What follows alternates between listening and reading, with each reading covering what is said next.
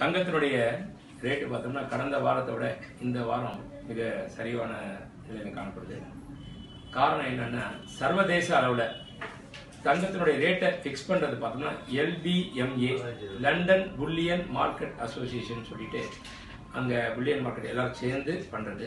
அது ஒரு அவுன்ஸ் தங்கம் $1198 $1198 இருந்தது.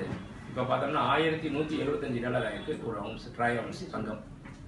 அதனால $20,440 இருந்த தங்கம் கடந்த 2-3 தினத்தில் கொஞ்சம் கொஞ்சமாக சரிவு ஏற்பட்டு இன்னைக்கு மேலும் $104 சரிவு அடைஞ்சு $20,080 ஒரு சவரன் அப்படின்னு காணப்படுது. இதுக்கு பார்த்தோம்னா இப்போ இருக்கிற சூழ்நிலையிலையும் தங்கத்தினுடைய தேவைகளும் கொஞ்சம் கம்மியாக இருக்குது. அதனால் இது மேலும் இந்த நிலை அப்படியே தான் இருக்கும். ஒரு 5% மட்டும் தான் +or - இருக்கும்.